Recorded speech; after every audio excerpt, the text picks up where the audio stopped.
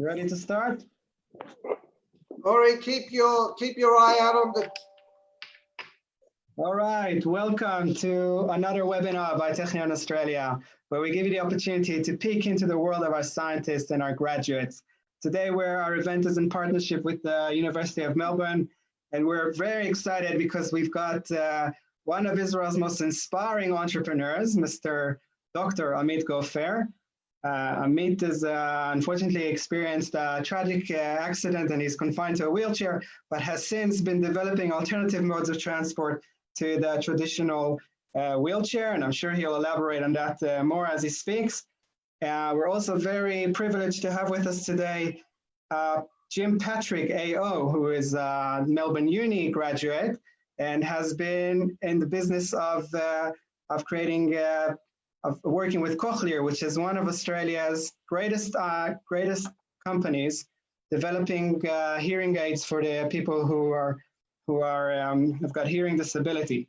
So my name is Ori Danieli. I'm the Executive Director at Technion Australia, and Technion is Israel's Institute of Technology and among the world's leading dedicated to science, technology, and engineering.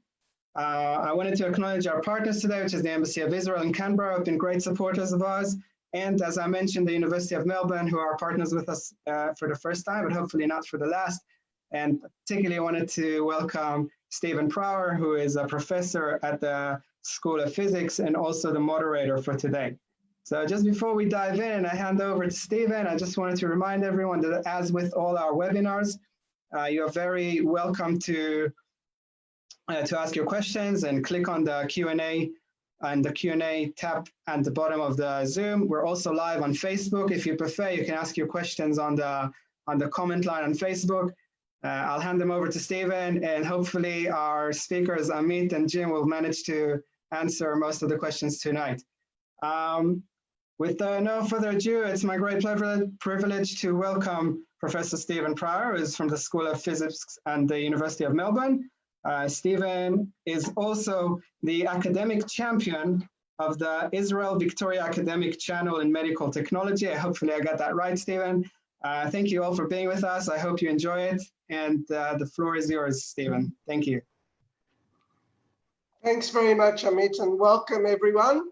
I suppose we should thank Daniel Andrews for our Victorian participants who have nowhere else to go this evening but to be in lockdown and curfew, and I hope that everyone is staying healthy and safe.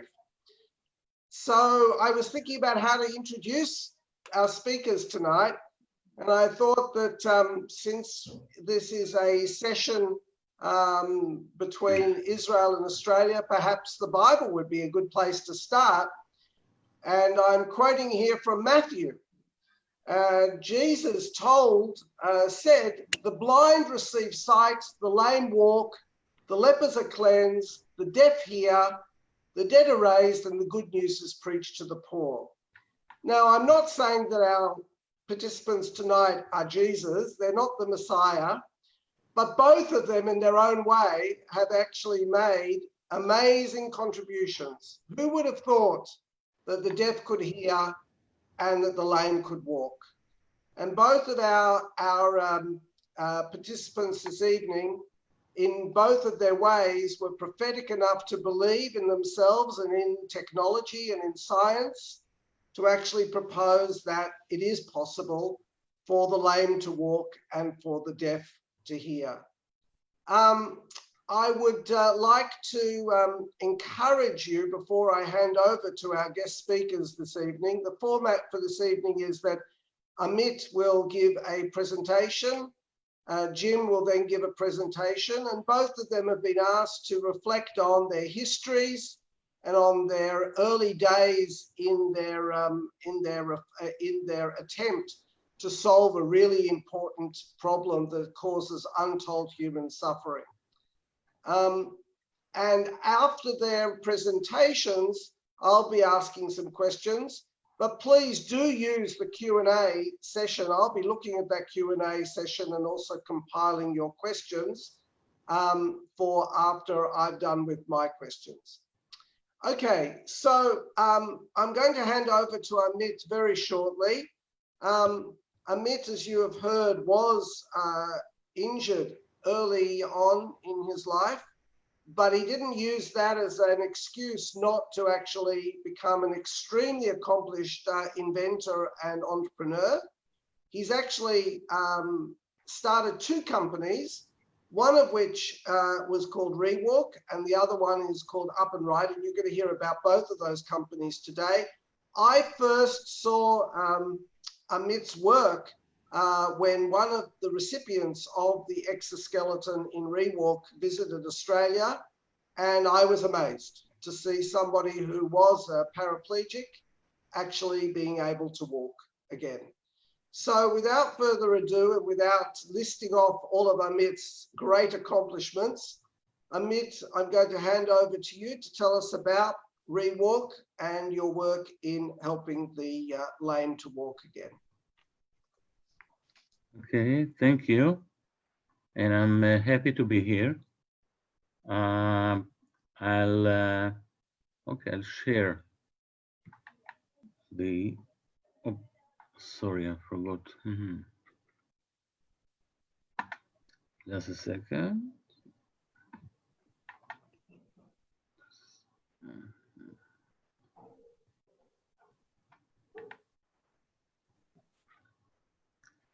Is it good? Everyone can see?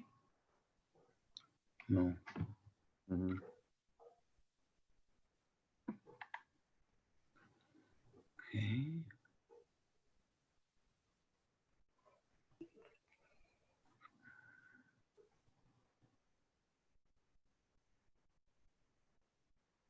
I mean, it's right here. You're clicking the share screen, the green button at the bottom. Yeah. And you then need to just select your presentation. That should work. Let me know if you struggle. I've got a copy of it and I can present on your behalf. No, I prefer, let me maybe, do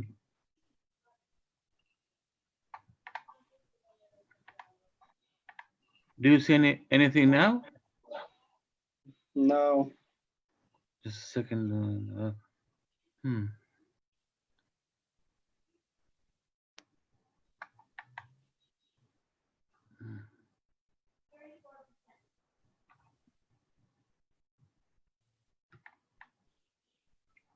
Yeah, something's coming up. You just have to select the right one. Oh.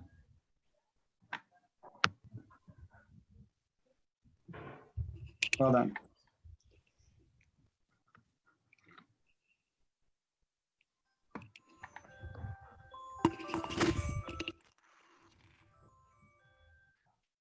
Hello, Anthony speaking. Fine, thank you.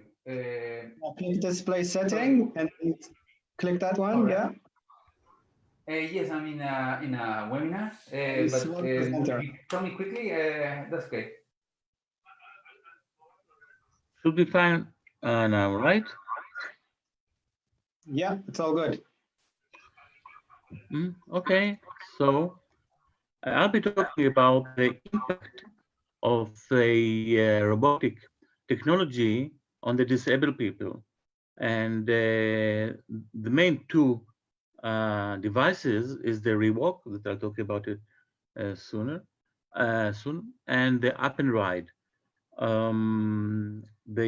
What they give, first thing which is important, is regaining the ability to be at eye level again. This is one thing, and also I'll describe a bit the my background on these things. Actually, the ReWalk and the UpnRIDE, the 2 projects, the 2 companies, are not the first ones. The first one was about MRI. It was called Odin Medical Technologies. Then it moved to Medtronic bought it. So it was MRI company for the head real-time brain imaging. And when I got to 1997, I injured and I got to the situation of being in a wheelchair. Then I thought I switched to this world of disabled. I'll start, well, few words just about startup. Israel is blamed often to be a startup nation. And since I'm part of that, and explain later why. So you see here the ReWalk on the left side, and the right side, the UPnRIDE. The ReWalk, you can see this nice lady. She walks. She's a paraplegic, and she walks without any effort. Just walks in a natural kind of way. And this is the UPnRIDE. It's a wheelchair that can stand, and I'll talk about it more. You can see that it is can stand.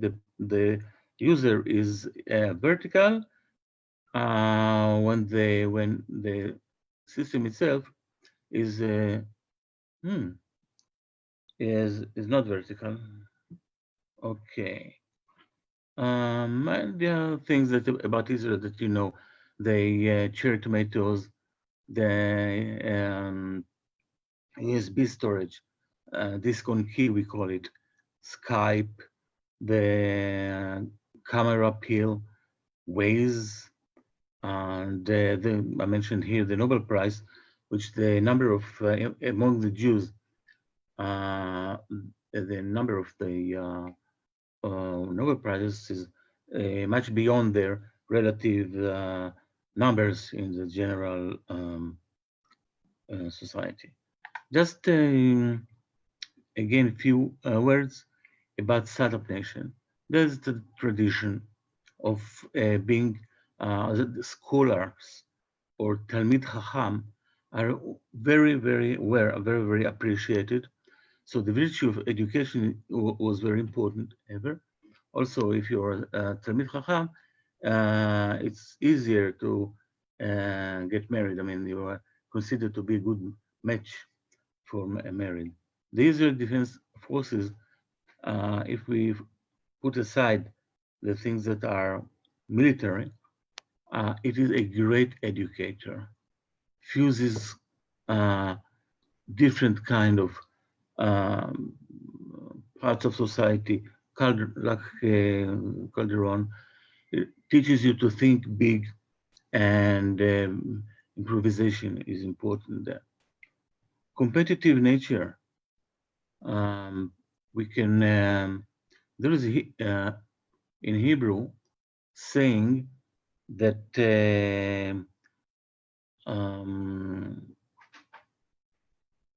קנאת סופרים תרבה חוכמה. Jealousy between author or scholars will breed lots of wisdom or something like that. So this is the competition nature. Discipline. I wrote here none. I mean, among children, they have the chutzpah, I mean, and we have the grown-ups, the tolerance for that, which is not always nice, but it has the, give the child, like, encourage the free spirit of the child. This is the upside of the things. And the government, Israel has the innovation authority, which they come to you as they come to me, and they share your risk by giving you, today it's 80% grant at the very beginning, yes? And you know that they kind of screen you, and it gives you a lot of confidence. Universities, we didn't have in this area, nothing, no state, no nothing. But the Technion, I think 1912, and the Hebrew University, 1918, before anything, first the universities, which explain a lot about the startup nation. Immigration waves, the plurality of cultures, each one of them is driven to success. And the diaspora, it's a great factor. Agility, inventiveness, and creativity are a must for survivors. Okay, so now I move to the main subject here, to be at eye level with others. And I'm talking mainly two things. One is self-balancing wheel mobility device, and the ReWalk, that my previous invention or company. So here you can see it in, you can see me with my colleagues at one of the biggest, maybe the biggest exhibition in the world, in Germany, Düsseldorf, ReHacker. And I was standing after about 18 years that I haven't been standing before. It was so exciting for me. And because otherwise it was a great problem in exhibitions and conferences. Typically, as you know, they have a cocktail kind of tables. They don't want people to sit. They want them to go around. And this is an example of his also quadriplegic, like myself, is standing on a vertical on a slope. So the problem. I mean, sorry to interrupt you, but is it possible for you to raise your voice a little bit? Some people are saying it's hard to hear. Thank you. Ah, yeah. Oh, how do I do it? Okay, I'll shout. So the problem, each of my lectures, I give the problem anyhow. So as very nicely an author, Ruth Harrington said, one of the first things I noticed after I started using a wheelchair was what a great view ahead of good-looking asses. So this is something which is a kind of funny way to say it, but look at the picture where her head is really in the place of the people say bottoms, and being in elevator and parties in society, it's very not nice, I would say. So being an adult in a height of a child is humiliating experience. Here, this a lady sitting behind, in front of the bar and being actually disregarding, no one pays attention. I was many times and still in this situation of waving, hey, I'm here. So confinement to a wheelchair causes loss of self-esteem, limited mobility, of course, health deterioration, and exclusion. You don't feel part of the core of society. Now my voice is okay? Yes. Okay, so all these result in poor quality of life and very high medical expenses and other related medical expenses. So think about that.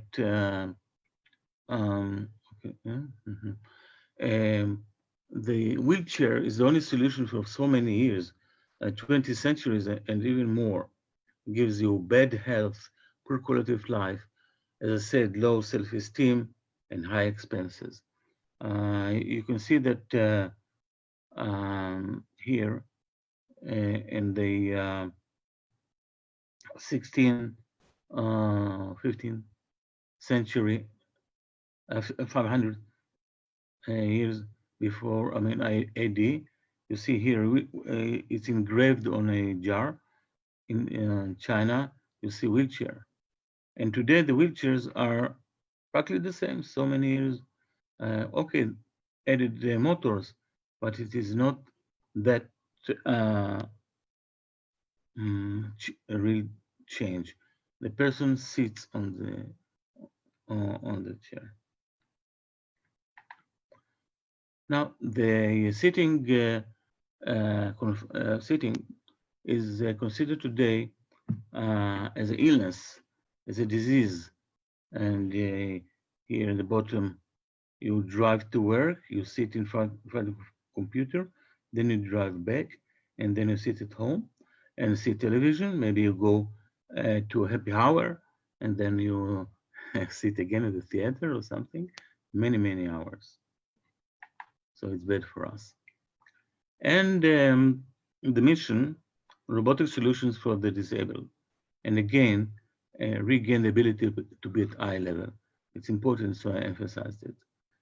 ReWalk fundamentally changed the goal here, the health and life experience of mobility impaired individuals. You're taking a person sitting on a wheelchair and in the status of a wheelchair user and enabling him to walk, climb stairs, and so. The name of the guy here is quadriplegic. His name is Aradi. He was injured at one of the 82 war. And the UPnRIDE developed the next generation of stand-up wheeled devices, indoor and outdoors. I highlighted the outdoors because you don't see people, sorry, that are disabled going outside, rolling outside, standing. And here, and this is the new about the UPnRIDE, you can safely go outside. Other devices, there are standing up devices, but you're not allowed. The manufacturer writes it down. You're not allowed to go out, and I'll show you why. Because I think I'm going to explain it. If not, I'll explain. Just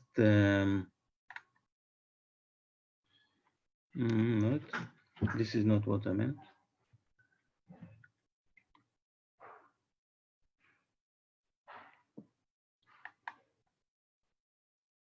Here I am at the tea shop, and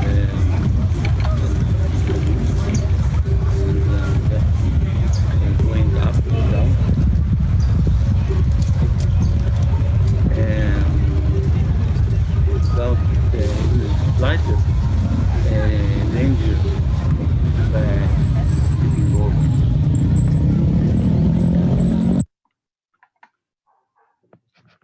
And this is a short introduction about the Technion. Not, I think it's 4 years ago, something like that, but still gives the point, maybe 3 years.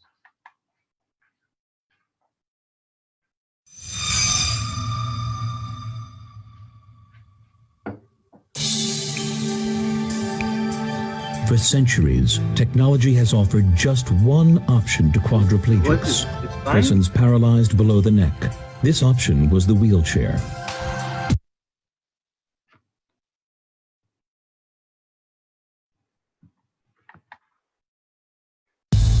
Behind the innovation revolution for paraplegics and quadriplegics is Dr. Amit Goffer, a Technion graduate and entrepreneur.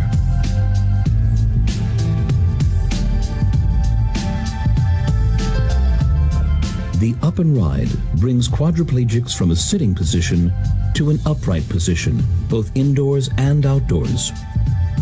Recharged overnight, it can negotiate a variety of surfaces, sidewalks, and slopes, responding automatically to obstacles and hazards. Being able to stand and move is extremely important for people with psychological health, not only the physical one, and the dignity of the person, self-esteem. After an accident left him quadriplegic, at first, Goffer put his ingenuity into developing the ReWalk, a revolutionary system that enables paraplegics to walk, climb stairs, and even participate in marathons. When I started with the ReWalk robotics device, I was wondering how come wheelchairs are the only solution for people that are paralyzed. So this was like my great motivation that it will be kind of replacement to wheelchairs. Just in the developed world, there are about 8 million wheelchair users. If you go to the rest of the world, it's about 70 million. ReWalk returns the functionality of walking, but not every wheelchair user can use the ReWalk. And the UPnRIDE is the solution for all those people that cannot use the ReWalk. During the time that we were working on the ReWalk, we were always asked about Amit, can he use it? Can you use it? And we had to say no. Amit was injured in 1997. Just August last year, 2015, he was first time went out from his home in standing position. The first time I used the device, it was the exhibition in ReWalk of Düsseldorf, Germany, and it was the Alpha, the first model, and it was it was a very strange feeling, and a good one, extremely good one. Goffer's passion is not just to create successful startups, but to improve quality of life for millions. What I did in ReWalk Robotics and what I do now in UpnRIDE is helping people that are disabled. The connection actually that I have with the people and their families is so moving, it's so different from anything else. And the way that the families cry on my shoulder and say that I changed their lives, and so I think that no exit can compete that feeling.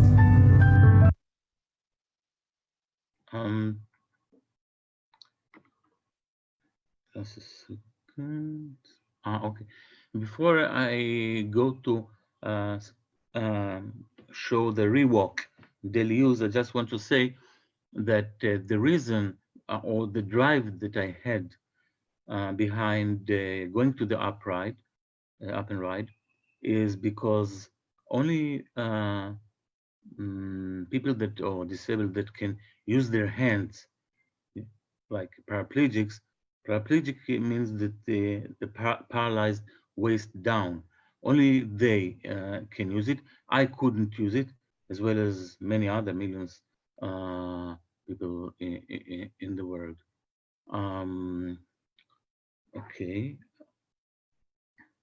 Maybe another word about what brought me to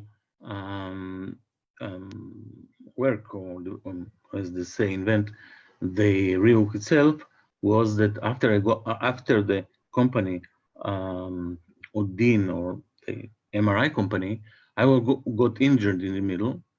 I was tipped over from an ATV. I never liked ATVs, and it was something quite stupid. But somehow my children convinced me to go and try. So we rented one, and my daughter, the middle one, was with me, and my son, which is the oldest child, he was waiting for his old father to advance. I was very slowly, but then something didn't work. I crashed against the trunk of a tree, and then I realized that people are not birds. I couldn't really fly. I broke my neck. So this is the story. And then I couldn't understand, really, wheelchair, this is it, the rest of my life. And I had friends and so on in the state, and I told about, and now I'll continue. Okay, so this is the ReWalk. So 1 minute.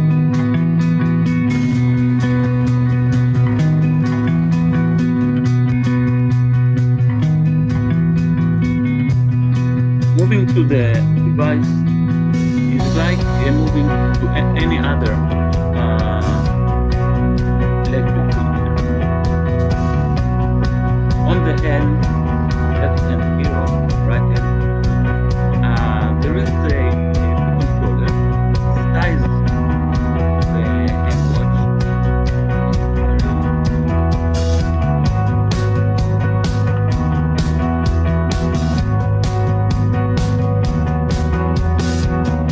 He goes is the white plate. This is Robert.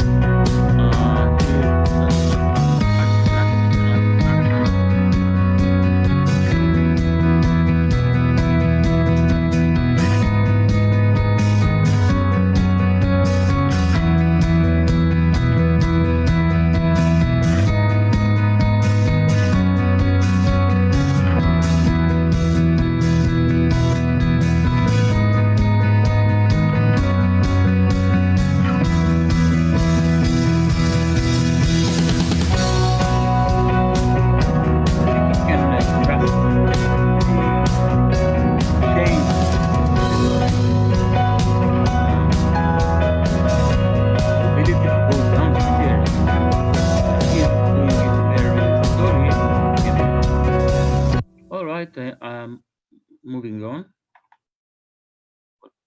No, that one. Now it will be easier to understand why not standing commercial wheelchairs. Because indoors and stability, COG is a center of gravity. Let's look at this lady. They're all the same, actually. When she sits, then her center of gravity is in the middle. But when she stands, she's being pushed, and all of them like that, to the edge of the device. And then the center of gravity is more or less here, and it's dangerous. So they put here little wheels to avoid tipping over, but it's only good in the house.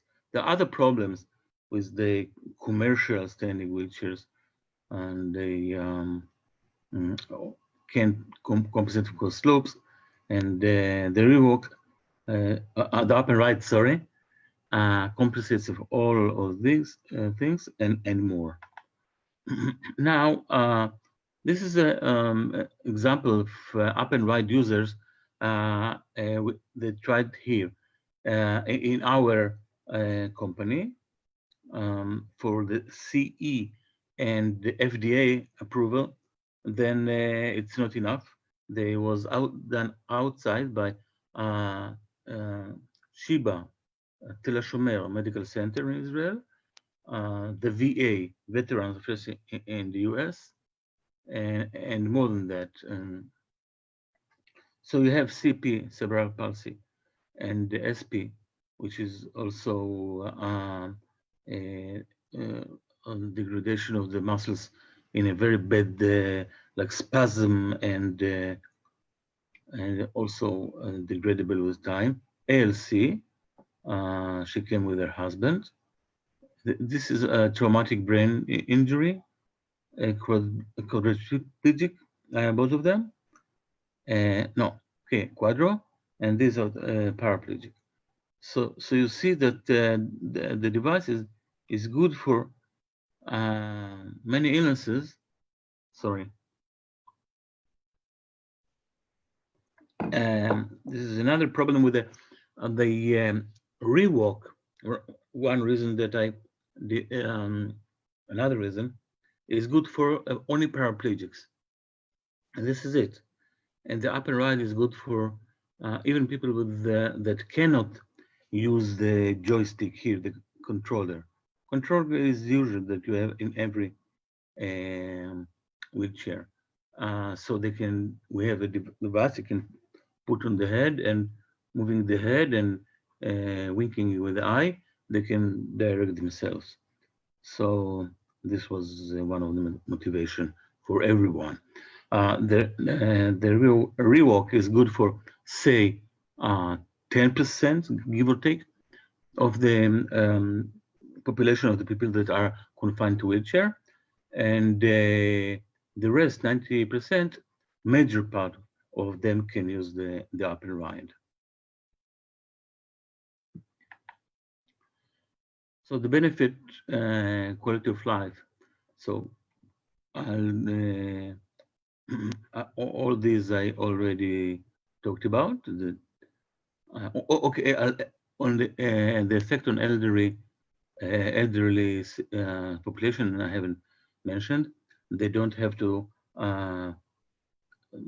learn anything. It's like every other chair. But look here, the pictures are very important. I was in front of the bar in a hotel, and then the bar, I was too high for the bar. I could do something in the middle, but then I prefer to go back in seating, and we have high seating mode. We call it bar. And here on the very right, talking to people at eye level, and I don't have enough words to explain how good it is. And I'm approaching to the end. So this is kind of summary. Standing is an effective way of counterbalance many of the negative effects of constant sitting. Here, I just repeated, UPnRIDE, you stay vertical on most of the urban territories, slopes, and so you don't feel the slope. Even especially when you're on a sidewalk, everywhere.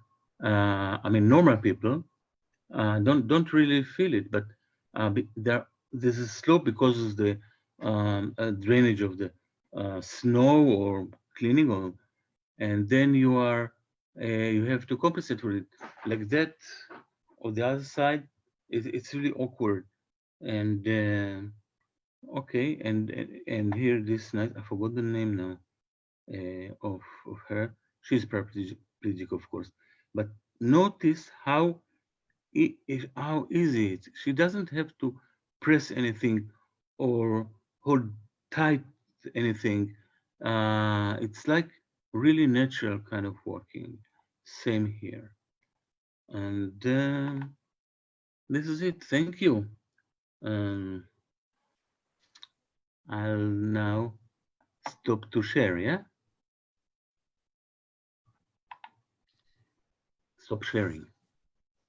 So Amit, thank you very much. And for our audience, I think it's very noticeable how much Amit has considered the needs of the people that are going to use his products, and not only their physical needs, but also their psychological needs. And I remember the first time I saw the person with ReWalk, how important it was for him to be able to look me in the eye, and how important that was. Even more perhaps important than being mobile was being able to be upright and participate in discussions at eye level. Amit, thank you very, very much for that. And you said transformative for many, many, many people. There are 10,000, between 10 and 12,000 people in Australia who are paraplegics and quadriplegics. And I'm sure each and every one of them would benefit from a solution beyond a wheelchair. So now it's my great pleasure to introduce Jim Patrick. Now, Jim was part of the original cochlear implant team back in 1975, I believe, Jim. And they were commissioned, if you like, to develop a device to enable deaf people to hear again. I think I'm right, Jim, that originally the aspiration was as an aid to lip reading, but it soon became evident that this device could actually transform people. And I think some of the first recipients, if I'm not mistaken, could even talk on the telephone. And today, I think, Jim, if I'm not mistaken, Cochlear has delivered its hearing solution to 500,000 people around the world. 500,000 people, 500,000 people who can hear again, thanks to Jim's work. Jim was awarded the Order of Australia, Australia's knighthood, if you like, back in, when was it, Jim? In 2015, and the Ross Lifetime Award for his contributions. He's a hero of mine, and so I'm very delighted to turn over the microphone to Jim to tell us his story and what motivated him and his lifetime of involvement with the hearing impaired. Thanks, Stephen. It's very kind words. We could move to the share screen, please, Emmett. We've got some technical issues today, which I hope we'll sort through.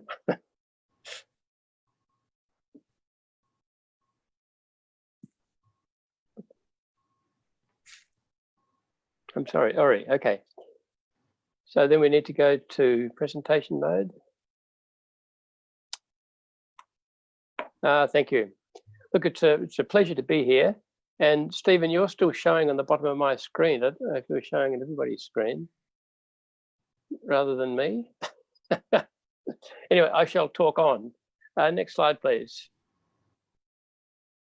So when I was very small, that's my sister holding me, and We were a few years older than that, but she was warned by my parents not to put her fingers on the pins of the plug when she was plugging things in. So she was wondering why, and she got me to do it. So I plugged in the toaster, and I still remember the feeling as the kind of the tingling across my fingers and the blister that I got. And so that was my first exposure to electricity. Next slide, please. I moved on from there as I was still, I think, probably 10 years old. I started playing with the soldering together a crystal set, and they're quite remarkable because you can actually hear a radio stations that are maybe 20 or 30 kilometers away just with a piece of wire hanging out the window with no batteries. So you get the energy and the information coming through from a distance, and that was a lot of fun. I moved on from there, the next slide, as a teenager to playing with amateur radio, and that's a lot of fun to build. And as well as that, you can talk to people on the far side of the planet, still with antennas and so on, but I really put a lot of things together as a teenager. Next slide, please. After that, I was doing a university course. I started in physics, did a BSc in physics, then moved to engineering, got my master's with developing technology where you could speed up the data transmission using telephone lines.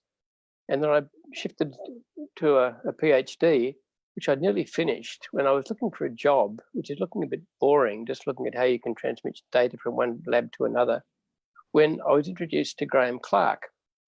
Now, Graham was a fascinating person. Next slide, please. When he was growing up, his father was a pharmacist who was almost completely deaf, and Graham had was found it very embarrassing to be in the pharmacy when people would be asking for personal items, and his father would have to ask them to speak in a louder voice so he can hear them. And he was quite determined, even at the age of 10, that when he grew up, he wanted to fix ears. Next slide. So what's with an ear? Now, I don't really have the tools to demonstrate this very well, but the sound comes in through the outer ear, through the ear canal, moves the bones, you can show there with the arrow in the middle ear, to cause fluid movements in the spiral-shaped structure inside the bone, or the inner ear, the cochlea. And if you go profoundly deaf, then you lose the sensory cells inside the cochlea. The nerves are still there, but no matter how loud the sound, you can't hear it. So hearing aids don't work for people with sensory neural hearing loss. So the answer then is to put electrodes inside the cochlea and stimulate the remaining nerves electrically. Next slide, please. And this is a Graham repeating a few years later what he did on the beach in 1967, thinking, we just slid some electrodes inside the cochlea, we could stimulate the cochlea electrically and let people hear. And this is his lifetime ambition. Well, at the time, there were lots and lots of physiologists who'd been playing around with doing this. Next slide, please. And they just believed that it was not possible. As Lawrence said, direct stimulation of the auditory nerve fibers with resultant perception of speech is not feasible. Same thing from Fowler. Direct stimulation will from time to time be discovered. There's no medication that will ever succeed in enabling a patient to readily hear speech. So Graham applied for a job as professor of otolaryngology at the University of Melbourne and was taken on there as professor. But members of staff there, the phrase I remember is that clown Clark. People just didn't believe in any of the research he was trying to do. But I was fascinated by the possibilities here, and I applied for a job with Graham. Next slide, please. Being frustrated with the kind of jobs I could see myself getting, even with the PhD.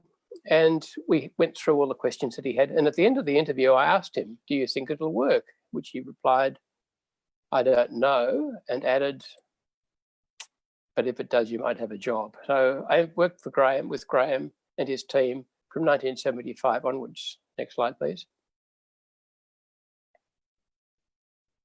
This is the team at Melbourne. You can see the person there with the white square around the head. That's me days earlier, somewhat different coloured hair. But the thing with Graham was he had all the different disciplines. He had physiologists, he had really people who were very clever at the surgery, he had engineers, he had a whole raft of different disciplines, which is what he needed to have. And I joined him as the lead engineer. Next slide, please. So it took a few years, but we put together, this is my hand holding the implant in the middle. It's got 2 coils on it to receive the power and the data from the outside, and you can see the electrode array to go into the cochlear in the middle. And that was ready to be implanted towards the end of 1978. We were really embarrassed about another group in France that filed a patent the year before, I think. We thought, we're trying to just help people. How can they possibly do that? But we were advised by some pretty important people in the research fraternity in the US that really to get funding to commercialize something, you needed to have intellectual property to protect it. And so we filed that patent in November 78. Next slide, please. Our first subject was Rod. He went deaf in a car accident, and he just, after 6 months, he just could not understand his family. He couldn't lip read at all. And he was just having to have them write notes to him. So he decided, well, he'd come and be our first volunteer. So he was implanted 1978, not that one yet, please. And he came in 3 days a week for half a day, just doing psychophysics, which stimulate one electrode, then another electrode, see how they sounded, and try and work out what kind of coding strategy we might be able to have for speech.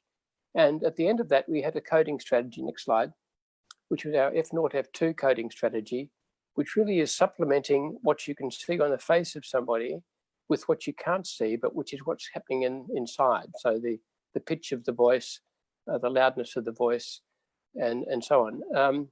So it gives you a complementary set of information to help with the lip reading. This is a video of Rod trying to lip read Lois, the audiologist.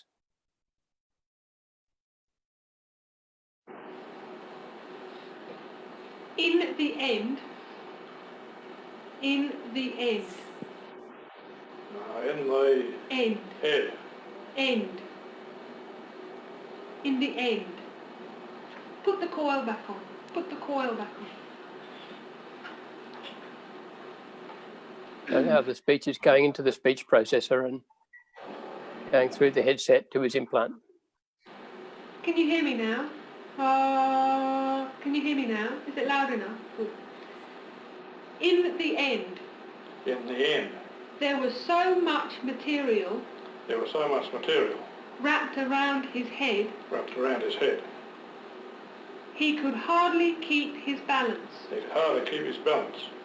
He was then given a revolver. He was then given a revolver, which Rod got right. Not a lot of context for there. That just showed the benefit of the cochlear implant for Rod. And Graham used that to go and talk to people in government to try and secure some more funding for the project.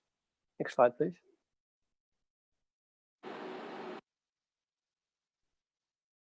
Yeah, move on.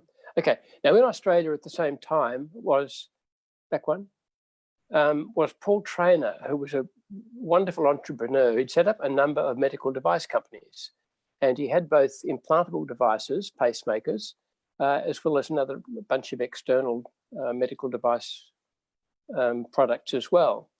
But he was very interested in helping what we were doing. I'd actually worked with his group to get some advice on how we built that first prototype. And so the fact that he was there, he was really willing to participate in the commercialization of the work in Melbourne. Next slide, please.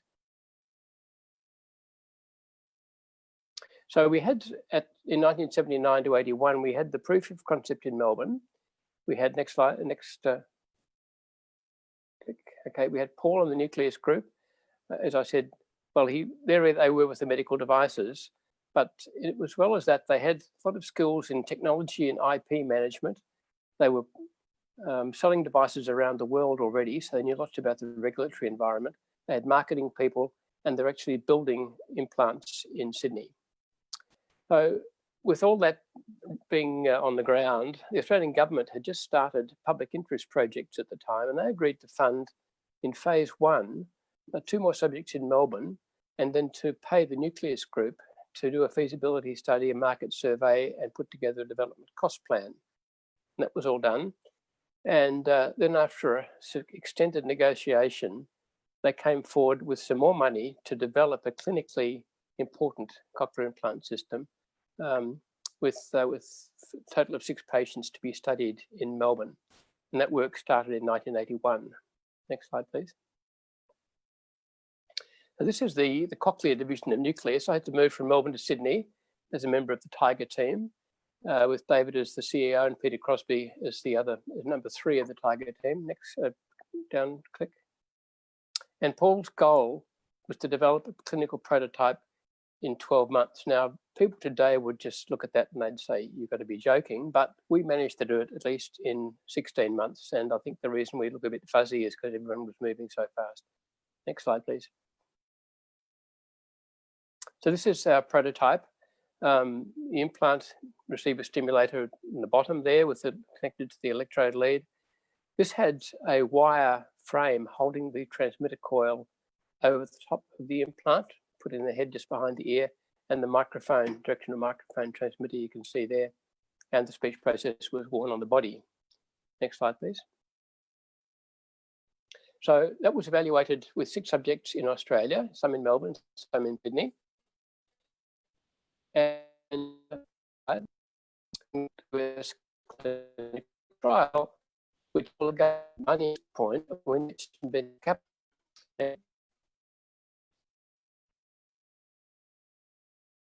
So PricewaterhouseCoopers was the group was to try and get the funding, but it's sort of too risky. Professionals on the last guy. Next slide.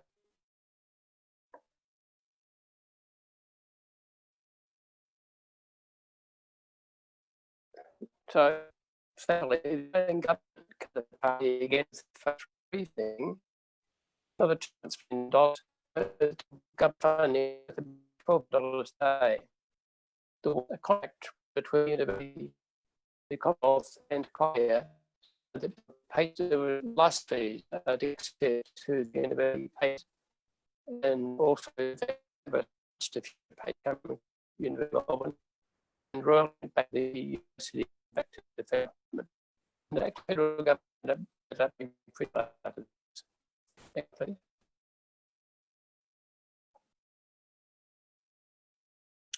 We moved with our ReWalk chapter in Australia to America with FDA study, and no subjects were lost to the study, and the data was excellent. And we had FDA approval in October 1985. Next slide, please.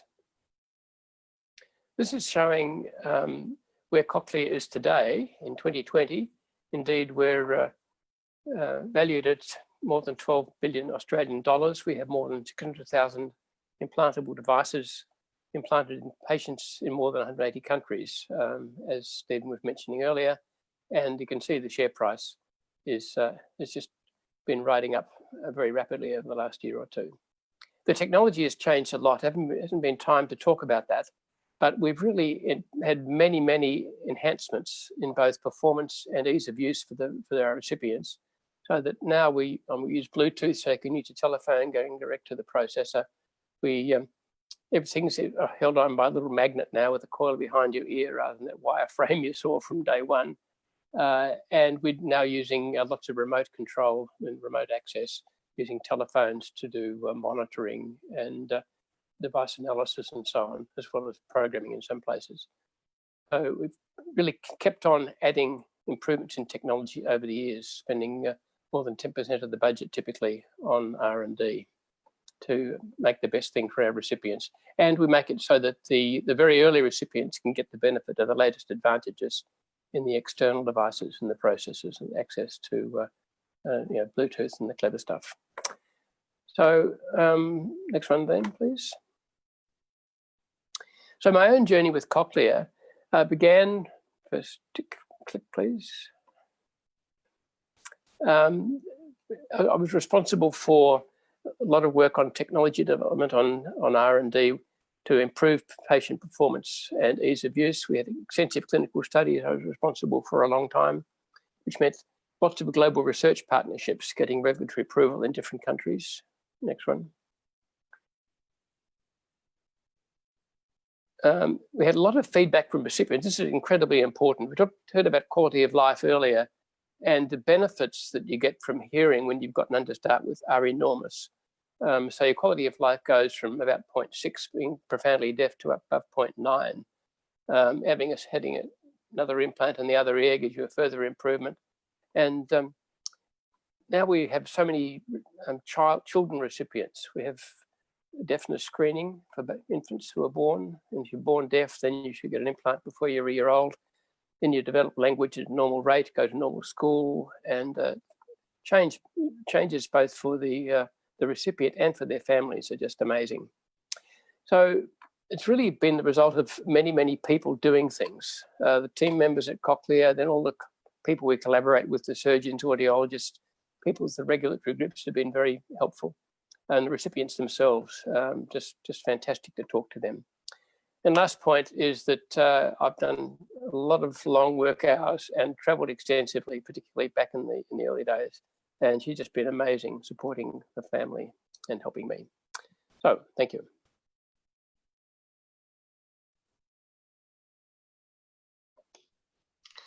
Thank you so much, Jim. I wish I had shares in Cochlear, gone from $20 to $200. But I think there's an important message there, is that business for the good can also be good business. And unless it's a good business, you don't manage to reach 600,000 people. So I've got a chance now to ask Jim and Amit some questions. Are you both up for that? Yeah. Sure. So Jim and Amit, you both told us a wonderful story of success. Amit, you're trundling around outside your house in your device, and Jim, you've told us about people that can hear, but you're hiding, aren't you? A lot of pain along the way. So I'm interested in hearing about not only successes but also failures. So maybe I could start with you, Jim. Was there any time in this development, long-term development, that you were really depressed about the prospects of success and that you thought that the whole enterprise would fail? And what did you do to push through? And maybe I could ask Amit afterwards to address the same question. Look, there were many, as I put it, dark minutes rather than dark hours. Things would go wrong all the time, right? When we're doing the first clinical study, I was the person traveling around when the patients couldn't hear, and you would hear that this patient can't hear anything. And then you get to the clinic and, oh, well, actually they can hear, they just can't understand, it's different sounds, but the device is working. Or the electrode was not inserted properly by the surgeon. So you need to revise that and then everything works. So training was important. Probably the biggest issue was actually, one of the things we're very proud of was the reliability of the devices. We took a lot of trouble to build them carefully, to test them, to make sure that they really were very reliable. And we had a terrific reputation as a leader in that space. And probably 15 years ago, a bit longer, we had a product recall because we had some devices which he'd shipped, which just weren't working the way they should. They would last for a while, but then they would fail in the patient. And that was probably the blackest time. It was not as black as you're suggesting to say, oh, you're going to stop. We needed to fix it and move on. But we were so proud of what we were doing that to have that happen was really a disaster. And we got it fixed and it's flowing again and again at very high reliability. But that was a very bad period. Okay. Amit, was there ever a time you thought that this wasn't going to work? Well, it's something that is common to my 3 startups. I had 2 before, but there are 3 that succeeded. By the way, you have to define what success is. But okay, succeeded. But there's something that's common is a disaster every week. that I went home and I said, okay, we are finished. And then in the morning, I had the idea how to solve it. If not me, then other of my team. This is something that accompany all the time. Now, you have to remember one of the, at the beginning I talked about Startup Nation. One of the things that the friends and their friends help. And for example, well-known figure is Moshe Shoham, Professor Moshe Shoham from the Technion. And he is well-known, my friend. And he also helped me if I had some advices and so. And another adjacent Professor Shlomo, I forgot. Anyway, right now, they help you, and you getting help. And if you suggest payment, you just insult them. So this is kind of friendship that you have here in this country. Shlomo Gerasi is another. He was, he's in Raphael. I mean, was maybe, and from the. I think you heard about Raphael. It's Armament Development Authority. I worked there for 8 years, and I was 5 years in the army, and from the army I remember the gyroscope in a size of this of a cup and of a Mac. And today, of course, something happened here. Today, of course, the gyros, including the computer and including the accelerometer, is the size of a nail. And this is things that I learned from friends. And friendship is one of the things I forgot to put on the slide.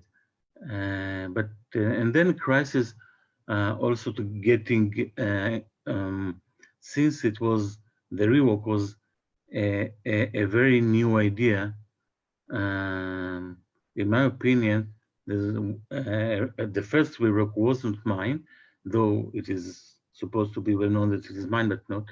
It is, I forgot the name, it's that long name, from Yugoslavia.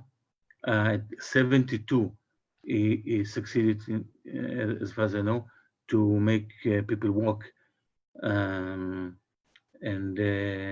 But still, it was considered undoable, and people just left it. And it was a problem to convince that it is.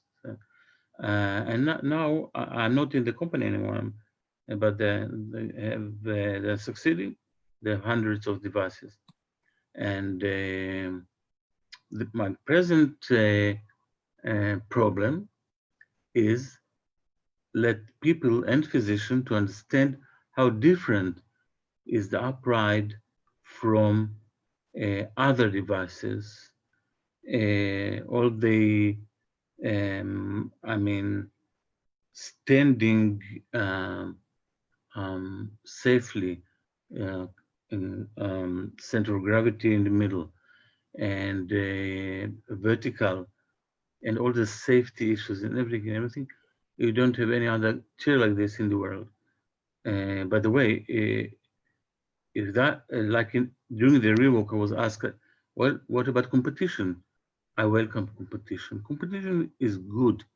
Is the, like I said, the Hebrew in Hebrew, I repeat it in English, that jealousy, competition between scholars improves the knowledge. So it's good. And here it will come time that people will understand that a disabled person needs need to stand and mingle and be part of society. And okay, so right now, two problems. One is the getting funds. We're still in the we got the FDA and the clinical trials and the CE, and we sold few devices to the VA and here in Israel, 4 devices, but still we need funds. And the corona is a problem. And I think the people, investors, prefer to invest in something that is small and only software maybe for the smartphones and so, which is without any risk of losing money or so. So can I follow up on this? So from the business perspective, so you know, Israel and Australia are relatively small countries, and governments are being asked to support. Jim said in today's terms, probably $20 million went from government into the development of Cochlear. And I don't know if you've got government funding for ReWalk and for UPnRIDE or support. Yes, but the Innovation Authority. But my question to you is, how does a country like Australia or like Israel, how do we compete in the world in which, you know, there are giants like Medtronic and Boston Scientific, you know, the really big companies that if they want to, they can squash innovation in a small country. And I think that Jim, you know, and maybe both of you could say, I mean, yes, competition, you welcome competition, but ultimately you've got to actually also beat the competition to the market, right? And Cochlear has 85% of the market now, but Australian companies find it very difficult to compete. So maybe Jim can, how do you think Australia can compete on the international stage? First, I'd challenge the 85%. It depends which country you're in, of course, at the moment. We certainly have a dominant share, but 85% is a pretty high number. I don't think that's probably right, unless you choose your country. Look, I would say at the moment, as always, intellectual property is really, really important. You have to protect the things that are novel, and that's going to keep the other guys out from doing that. Now, it's true that the big boys tend to wait till the startups get going, and then they look to acquire them. That's their practice, right? So that's always going to be a risk. But to keep them out of your space, then protecting your intellectual property is really the crucial thing, and that's what we've done from the beginning. It's a little bit different from what I've just been hearing, but that would be my answer. Look after your IP. Amit, yes. Is IP the solution? Yeah, there are several components to that. By the way, IP, if you look at the US patent, Israel is maybe number 1 or 2, and this of submitting patents. But I go to the basic. Can you guess how many engineers are in my company? 7, and this is it. And by the way, they are mixed with 1 Druze, and we have 1 Muslim, Arab, Israeli, Israeli Palestinian, and 1 woman, and this is it. To develop such a device, other companies, the big ones, they take 30 people, 50 people. And here we are working differently. And each one is unique and handpicked and very, very able. So the pace that we do, and the friends I told you about, making it. Now, for a big company, if they are bothered by some little company from far in the Middle East, what they do is just buy. If they want to buy, they buy us, and this is, I think, the solution. Okay. I have a few questions here. Firstly, question for you, Amit, from Naomi Cooper, who's interested to know whether or not the devices are customized for each person. Are they all different sizes and dimensions and heights, etc.? That must make their manufacture very expensive, if so. Every chair is customized, like a regular chair. When you buy wheelchair, the distributor has to be able to adapt it. Sizes, of course, not to go. But when I am sitting now in not in our chair, and when I bought it 7 years ago, I wanted this and that and the handles here and there, and they do it easily. So yes, it must in this area, and this it must be indeed very easily adjusted. I have a question from Ran. The question is, how do people transition from the bed or a regular wheelchair or car to the ReWalk? Can it be done by the person themselves, or do they need another person to assist? Depending on the ability of the person. For me, it is like from any other chair. The UPride in his sitting mode is regular electric chair. I need, because I'm quadriplegic, I need help for that. And my help, my caregiver, he does it from the bed to the chair and vice versa. And the paraplegic person doesn't need any help. He does it by itself, and so on. It depends. It's like a regular wheelchair, the same requirements. Okay, a question for you, Jim, from Maxine, who says that she's lost hearing in one ear, and she's curious about how devices can work that don't necessarily have the electrodes that go into the cochlea, but stimulate on the outside of the skull. And she's wondering how effective those things are. I suppose the general question here is the evolution of cochlear implants or implants to assist hearing of older people, not just people who are profoundly deaf because of the loss of the sensory cells. Yes, so for single-sided deafness, there's been a lot of work on that over a long time. And historically, the thing that was done was to put a bone vibrator on the deaf ear side, which would then transmit, the sound gets transmitted through the skull to the hearing ear. And that was the standard. More recently, there have been a lot of studies now where you actually put a cochlear implant into the deaf side, into the deaf ear, and then have electrical stimulation on one side and acoustic stimulation on the other. And that takes some adapting, some getting used to, but you have the big benefit that you can actually localize sounds now, and people find that really helps their speech understanding in noise, for example. And so that's been an increasing number of patients have actually tried that out, and that's now approved as a treatment, I believe, in several countries.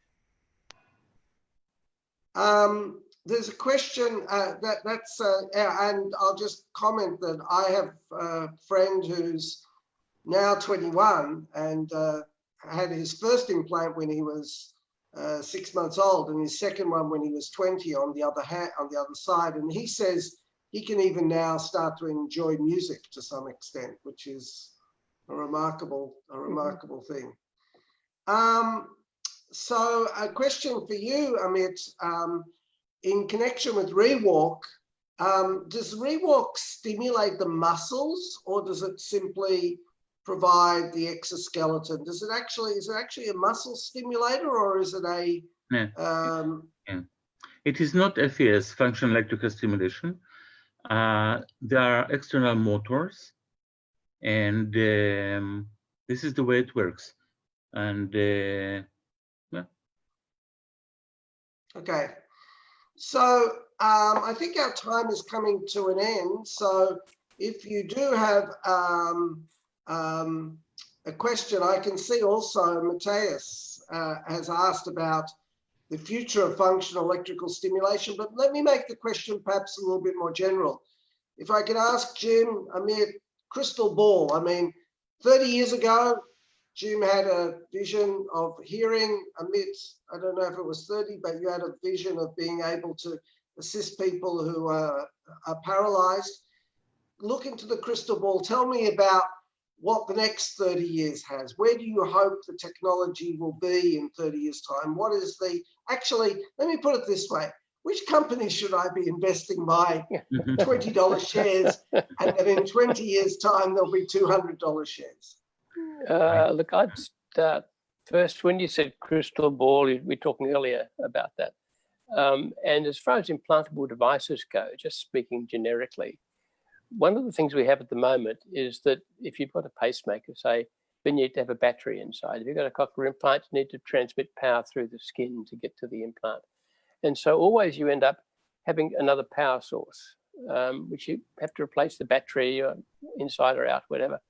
And research has just really hasn't got anywhere yet. But if you could recover enough energy from the body to power an implantable electrical device, that would be remarkable. And so I see that as a possibility really across any number of devices. And then using electrical stimulation for other means. I mean, there's been a lot of work looking at stimulating the gut, trying to correct all kinds of different conditions. And I think that's going to keep on going. I'm not really close enough to the work on, well, I can add one more comment on people with artificial limbs. Work is going on at the moment to stimulate the sensory nerves for your hand. If you suppose you have lost a hand, but you can stimulate the sensory nerve fiber that's still there in the forearm that's left, so you can feel the fingers, and so that's going to really change the game.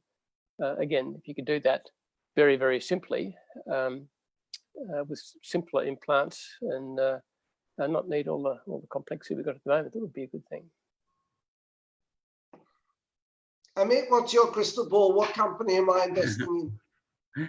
Well, I'll just say my friends from the academia from Technion, and actually also in US, they talk a lot about brain-computer interface. Looking at the ReWalk, and you looked at the GER, for example, and others that go, you don't have to invest anything. All you have to do is push you have to have crutches in order to have the stability. You push the crutches and the gyro-based sensor, and then one leg is being sent, and then another leg if you push again the crutches. You don't want to walk, you stop pushing the crutches.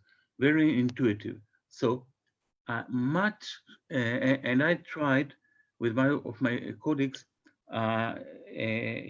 He covered his head with all these sensors, and a cube in the computer went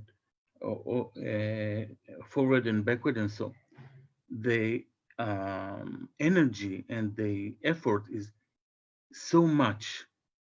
And if you compare it to the ease, if just not thinking about anything and living and being practical, I doubt that it has a place. I don't think it should stop developing that. No, maybe in the very far future, there will be. So, do you think, Amit and Jim, final question from me, do you think that, for example, devices have a role to play in the future about depression, Alzheimer's, things like forgetfulness, memory enhancement? Do you think that that's pipe dream, or that's somewhere in the future? Or also for bionic eyes, for enabling blind people to be able to see again?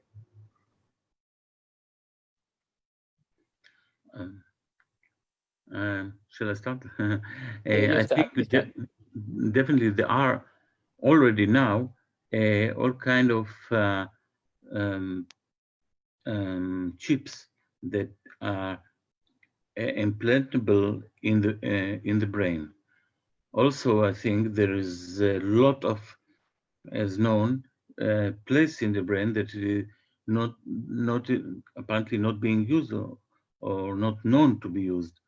And maybe if they can move the center, I was talking with someone about it, center from the dead area or injured area to the, by using chip or something, to a vivid area of the brain, and just be able to do like mice do. If you hurt the walking center of mice, after a few, I think, not much, months, weeks, the mice regain the ability to go. The center of mobility change places. Maybe we can imitate it using all kinds of electronics. I believe in that. Okay. And the Parkinson, which is a millions suffer from Parkinson, also by a kind of implants in the brain. And, so Jim, what do you think? Yes, look, there's a lot of work been done already, as we just heard. I mean, a deep brain stimulation for essential tremor is very effective already. It's quite it's a long electrode and so on and so on and so on. So maybe there are ways to get electrodes closer to the target cells you're trying to stimulate, and certainly stimulating other regions. Like we know if people have hearing loss, in fact, then there's a real risk that Alzheimer's is going to go up. Just get less inputs to the brain. So just kind of treat a lot of conditions at the moment that are being understood, and to be able to more effectively treat them, putting a larger number of electrodes closer to the target nerves and so on, is going to be very helpful, I think. Both so you record what's going on, and then if you can stimulate. And that applies to things like sensory problems, like loss of vision as well. So the technology is getting better and better and better. And I'm sure that the researchers will get to use it, and then that's going to end up in treatments that end up in products that really do a lot more to improve other people's quality of lives for a whole range of different disabilities. Well, I'm going to invest in a company that's offering an implant for children. Press the button to clean up their room, press a button for them to stop talking or whatever. Hopefully that will, you talked about chutzpah, right? And us being tolerant of the creativity of the children. So Amit and Jim, I'm just going to thank you before. I think perhaps we have Ron on the line to give us a vote of thanks. I don't know if Ron is with us, but from me, Amit and Jim, thank you so much.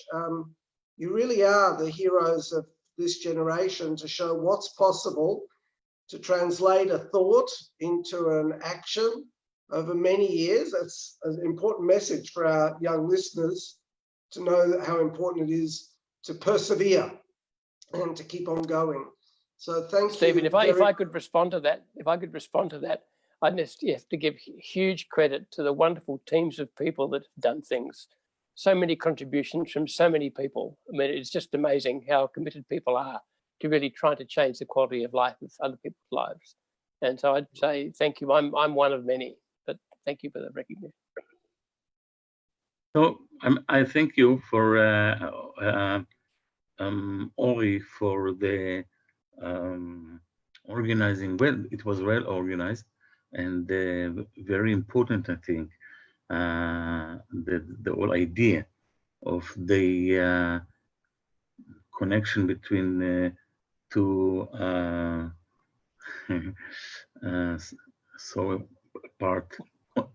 two continents, and should be done more to change ideas. And I enjoyed it very much. Yeah, great. Ori, over to you. All right, thank you guys. I think that was exceptionally inspiring, obviously, and we really appreciate you giving up your time. I know you all are very busy, and I wanted to personally thank you. Firstly, I wanted to also thank our partners today, the Israeli Embassy in Canberra. I thank the University of Melbourne and Stephen for moderating today, and for your team for helping out today. And especially a special thank to you, Jim and Amit, for really inspiring and valuable insight that you shared in a very engaging discussion. And I'll just share that about 2 weeks ago, we hosted Professor Aaron Shechanover, who is a Nobel Prize laureate from the Technion. And he mentioned that one of the challenges with those webinars is that you can, it's an amazing tool, and we're very fortunate we can use it today and nowadays especially. But it is challenging because you don't really get feedback from the audience when you say something funny, or when you know, it's very hard to read the audience, obviously. Well, I can tell you, you know, you made me laugh here from, obviously you couldn't hear it, but with your comment about the toaster, that I could kind of vision Jim, and obviously with checking out other people's butts, which was very funny. And I'm sure that the audience were very inspired and engaged.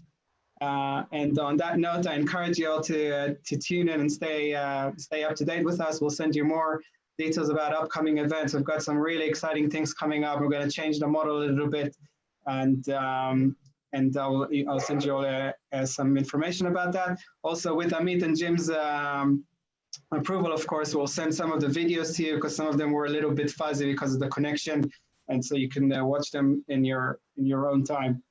On that note, once this webinar is over, you'll get a very quick survey, which will really help us improve our activities for the future. So if you can take a minute to do that, that will be great.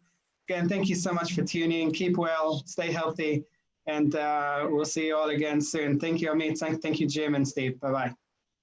Thank you. Thank you, Ari.